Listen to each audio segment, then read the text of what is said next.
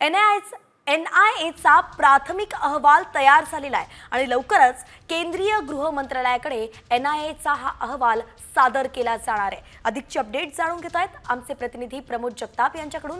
प्रमोद, नेमकं या अहवालात काय लिहिलेलं आहे, काय सादर केलं जाणार आहे, काही याबद्दलची अपडेट? वैष्णवी, प्रामुख्याने जर बघितलं तर मागचे 2 दिवस म्हणजे काल आणि परवा NIAची टीम जी आहे ती पहलगाम मधील बैतरणी व्हॅली मध्ये गेलेली होती आणि त्यांनी 3D मॅपिंग सह काही लोकांचे जबाब घेतलेले होते।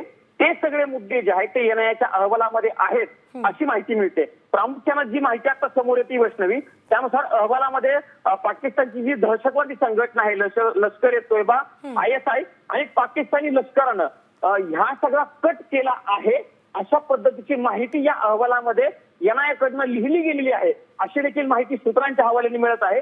साधारणतः 150 लोकांची चौकशी या ठिकाणी NIAने केलेली होती आणि ते देखील मुद्दे या अहवालामध्ये आहेत।